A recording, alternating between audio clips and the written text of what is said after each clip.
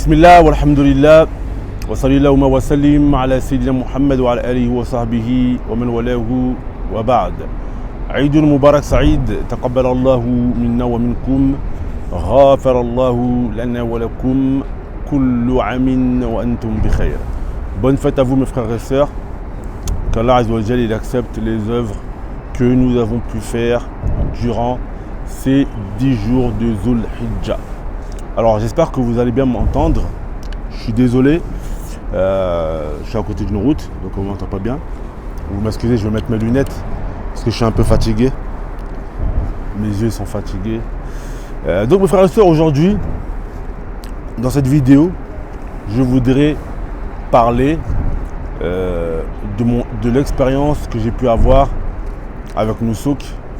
Nusouk, c'est la plateforme de réservation par laquelle les pèlerins qui viennent des pays occidentaux sont malheureusement obligés de passer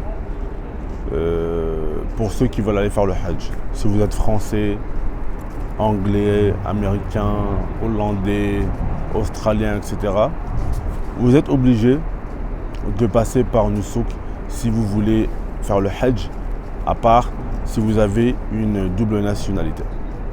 Aujourd'hui, mes frères et sœurs, je voudrais donc faire mon retour d'expérience et vous donner un conseil que je n'aurais sûrement pas pu avoir ce conseil d'une autre personne parce que nous sommes les premières générations. C'est des nouvelles formules, ça n'existait pas avant. Il y avait eu ça l'année dernière, mais là ils ont encore un peu modifié.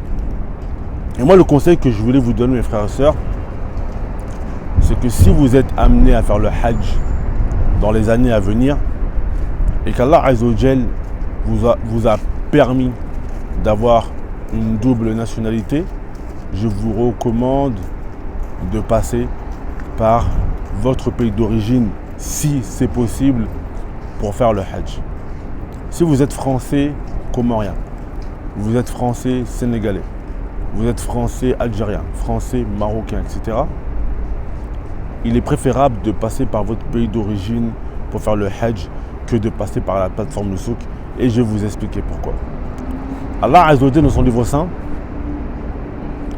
lorsqu'il a parlé du Hajj et de la Umrah, Allah Azza wa Jalla il a dit dans un verset du Coran: لَقَدْ صَدَقَ اللَّهُ رَسُولَهُ رُؤْيَا بِالْحَقِّ.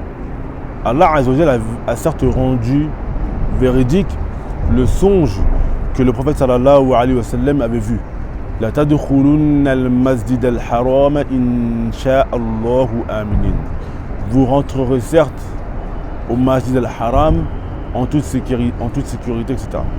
Pourquoi mes frères et sœurs? Parce que pour que l'on puisse faire le Hajj aujourd'hui, et en vérité pratiquement la plupart des adorations, pour que l'on puisse les faire, le prophète sallallahu alayhi wa sallam, son sang il a coulé.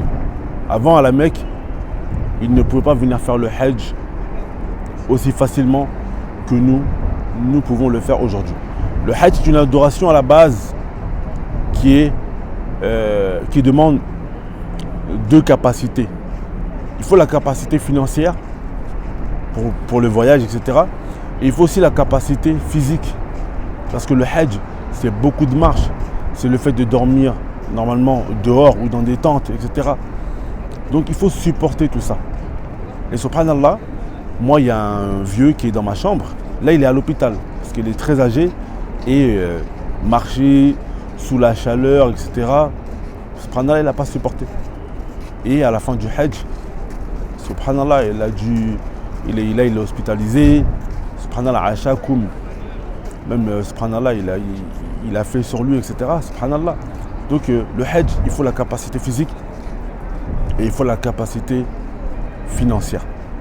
Et l'esprit du Hajj à la base, c'est une adoration dans laquelle le prophète sallallahu alayhi wa sallam nous a dit Laysa jazaa'u illa al-Hajj mabrour. Le Hajj al-Mabrour, c'est-à-dire celui qui est accepté, il n'a d'autre récompense si ce n'est le paradis. Et pour qu'une adoration, sa récompense, ce soit le paradis, subhanallah, cette adoration, elle n'est pas à la portée de tout le monde. elle est fatigante, elle est dure, elle est harassante. Et le problème aujourd'hui, moi j'ai été déçu par ça, c'est que la plateforme Nussouk et ceux qui gèrent cette plateforme, le gouvernement d'Arabie Saoudite, ont fait du Hajj un tourisme religieux. Comme je vous le disais tantôt, le prophète sallallahu alayhi wa sallam, il venait faire le Hajj, il prenait sa monture, il dormait dans des tentes, il marchait de Mina à Muzdalifa, il restait sur le mont Arafat, etc. Et aujourd'hui, tout cet esprit de sacrifice, tout cet esprit de fatigue, de don de soi, il a été enlevé. Tu arrives, on te dit de payer cher, et tu payes cher, donc on te donne hôtel, 5 étoiles, buffet à volonté. Tu arrives dans les tentes, c'est pareil, buffet à volonté dans les tentes au moment du Hajj. Encore avant le Hajj, ok. Dans les tentes, buffet à volonté, gâteau, glace, climatisation. Un petit sac, on te donne un petit sac. Dedans, il y a brosse à dents, pâte à dentifrice. Subhanallah. On a enlevé toute la difficulté du Hajj. Et plus tu payes cher, plus tu as des tentes qui sont hyper sophistiquées, ultra modernes. Et plus tu payes encore cher, et plus tu as la chance d'être à côté des Jamarat. Les Jamarat, c'est l'endroit où on va lapider le shaitan. Et moins tu payes cher, moins tes tentes sont sophistiquées et moins tu as le droit à avoir du confort. Et moi, pourquoi ça me dérange? Parce que comme je vous ai dit tantôt, c'est pas l'esprit du Hajj à la base. À la base, le Hajj, on est tous habillés en ihram blanc. Il n'y a pas de différence entre le riche et le pauvre.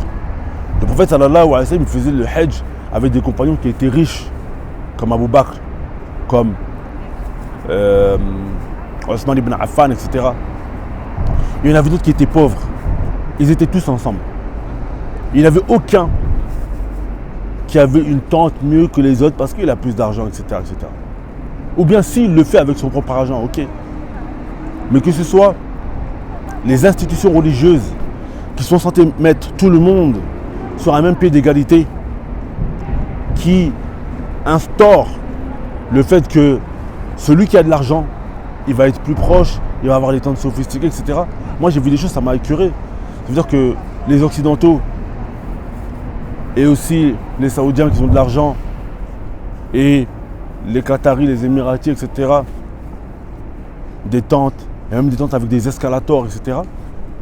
Des glaces, congélateurs, glaces, nourriture à volonté.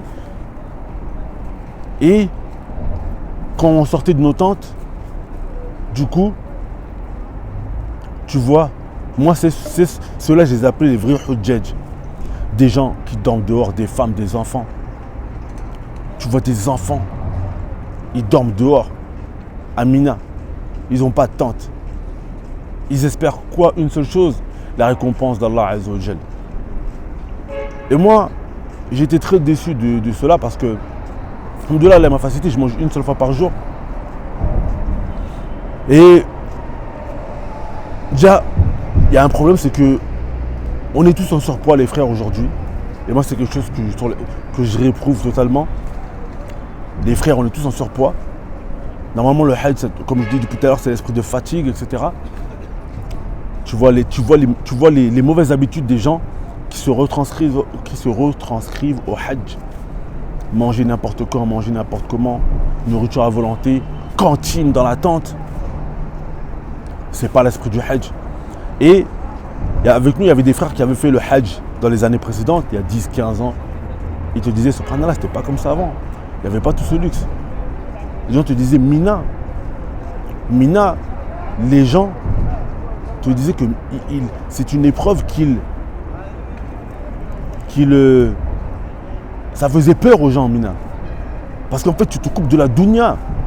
Il n'y a plus rien. Maintenant, ils ont même mis la wifi, etc. C'est pas l'esprit du Hajj.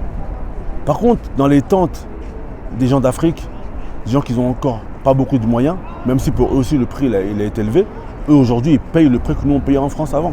Avant en France on payait 4 5 000 euros. Aujourd'hui en Afrique ils payent ça. Mais ils ont des tentes qui sont rudimentaires, qui sont classiques, qui sont simples. Tu voyais des gens, ils n'avaient pas à manger. Sauf que nous on sortait de nos tentes, tu vois les tentes des autres personnes, ils n'ont pas à manger.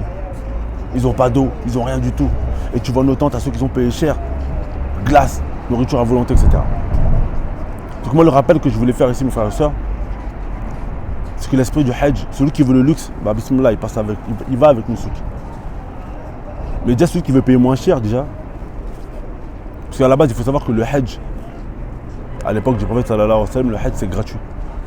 Ça veut dire si tu habites à Mecca, tu fais le Hajj gratuit. Tu habites à Mecca, tu fais le Hajj gratuit. Tu habites à Jeddah, si tu as la capacité financière de te déplacer pour venir jusqu'à Mecca, après tu es là, tu fais ton Hajj gratuit. Le Hajj à la base c'est pas censé être payant. Mais celui qui peut passer par l'Afrique ou par un autre continent, je lui conseille vivement. Celui qui veut vraiment un Hajj où il va avoir à la fin de ce Hajj une tarbiya tan-nafs, l'éducation de l'âme. Parce que l'âme, elle s'éduque à quel moment? L'âme, elle s'éduque au moment où on la prive. C'est comme ça que l'âme s'éduque. Mais si l'âme, tu lui donnes tout ce qu'elle veut, elle ne va jamais s'éduquer. Donc celui qui veut ressortir du Hajj en ayant une vraie tarbiyat an-nafs, lorsqu'il retourne chez lui, il se dit « Ah subhanallah, j'ai un lit, c'est ni'ma. Ah subhanallah, j'ai des toilettes, c'est ni'ma. Ah subhanallah, j'ai telle chose, c'est ni'ma ». Je lui conseille de faire son Hajj au départ d'un autre pays hors que les pays occidentaux. Voilà le rappel que je voulais vous faire mes frères et sœurs. J'aurais bien aimé le savoir avant, mais malheureusement, ça n'a pas été possible. Mais voilà, je tiens à vous faire ce retour. Celui qui veut vraiment un Hajj qui sera pour lui une tarbiyat an-nafs, une éducation de son âme, qu'il essaie de passer par un autre pays autre que les pays occidentaux. Wassalamu alaikum wa rahmatullahi wa barakatuh.